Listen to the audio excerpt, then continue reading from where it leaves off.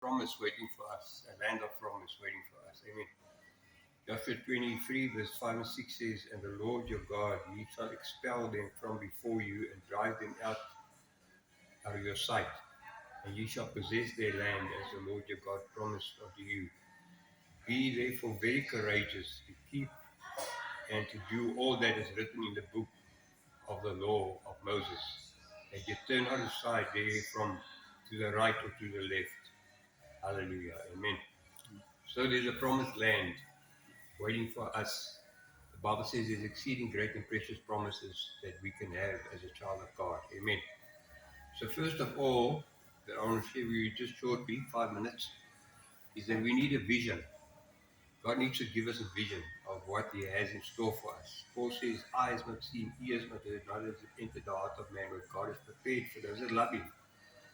So if we love the Lord, we'll obey the Lord, and He will reveal to us that awesome dream vision that He's got for us. I know the plans I have towards you, plans to bless you and prosper you, give an expected end.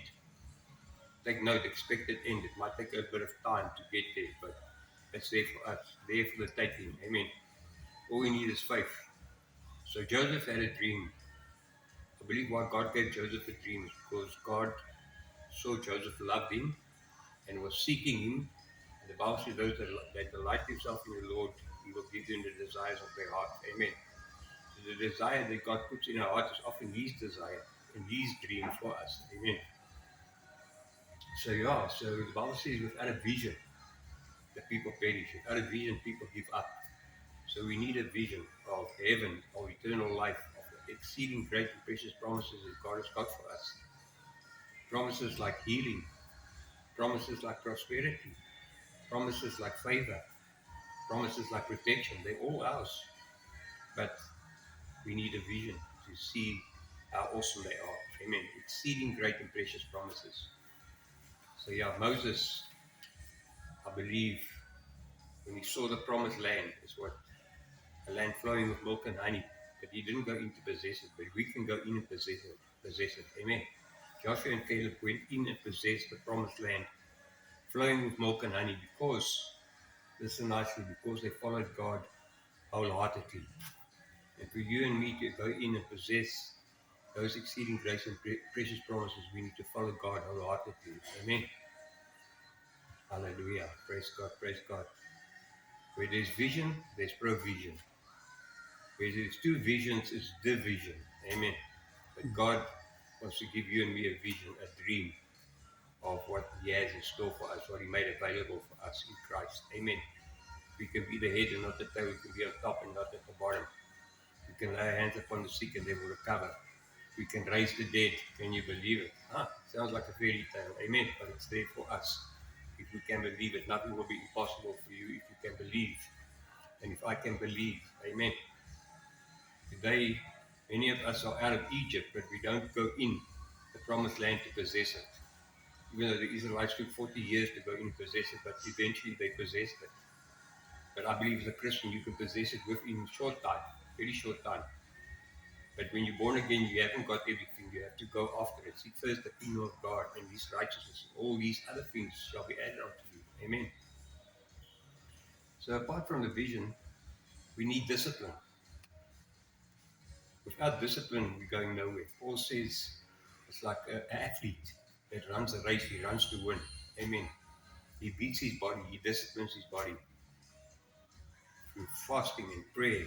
Amen. Through seeking the Lord, living a crucified life. Amen.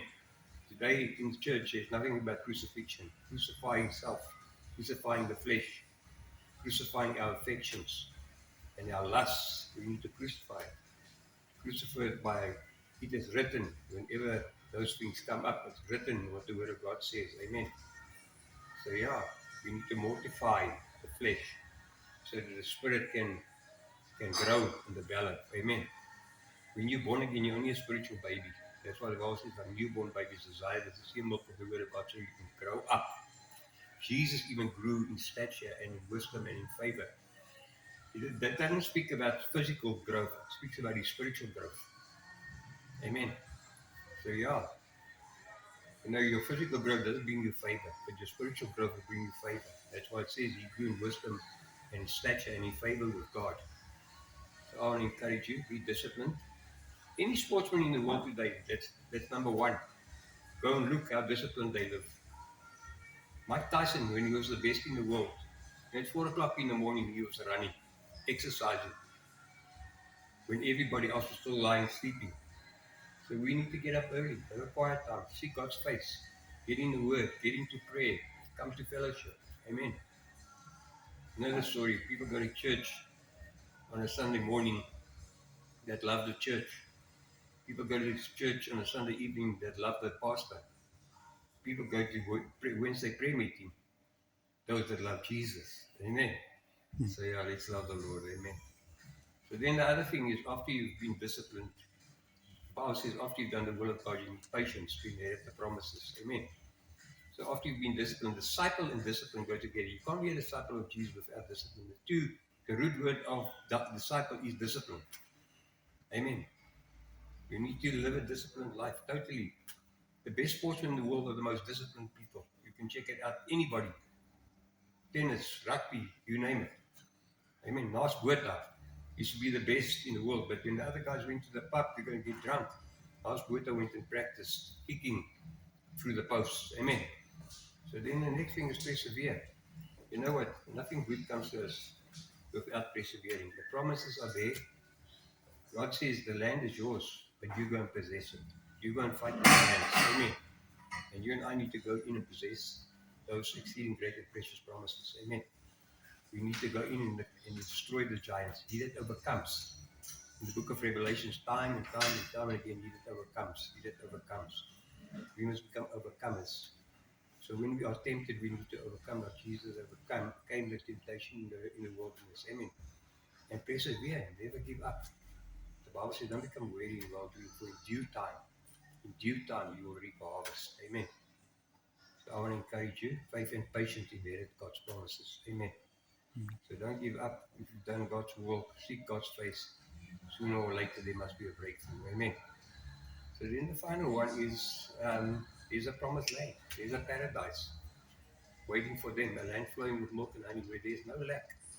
Houses they did not build, fountains they did not create, etc., etc. Everything, vineyards are there for the taking. Amen.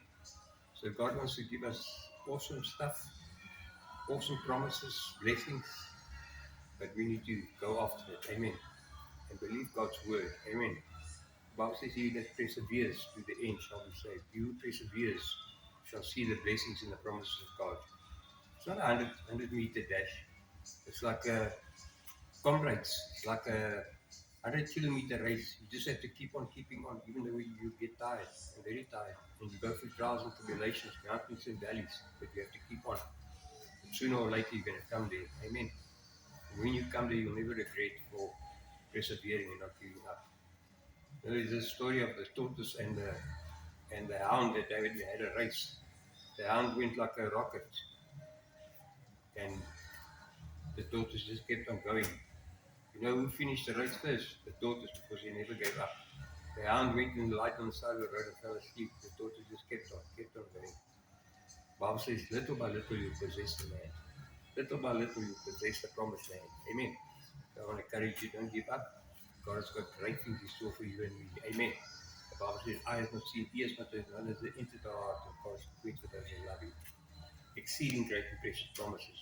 A land flowing with milk and honey, where there's no lack. In closing, the Bible says about all things I desire for you to prosper and be in good health, even as your soul prospers. That is what God wants for you and me.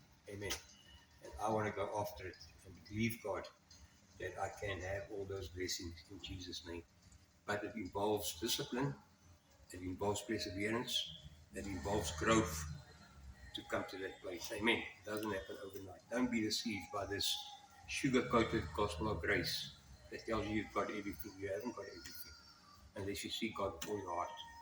The Bible says, seek the Lord while he may be found. Call upon him while he's near. The Bible says, it's now time to seek the Lord until he rains down upon us righteousness and power and love. Hallelujah. God bless you. He loves you. Jesus died for you. Open your heart for him. If you've never opened your heart for him, you should come into your life right now. Just say this simple prayer. Say, Lord Jesus, come into my heart. Come into my life. Forgive all my sin. Wash me in your blood. Make me your child. I believe you died and rose again so that I can have everlasting life. I believe it. I receive it in Jesus' mighty name. Amen. If you're sick, by his stripes you have been healed. I pray healing upon your body right now. In Jesus' name, I rebuke that cancer. I rebuke that sickness. I rebuke that infirmity. In Jesus' name, receive your healing. Hallelujah. Praise God. Praise God. God is good all the time. Amen. Thank you, Jesus. Hallelujah. Thank you.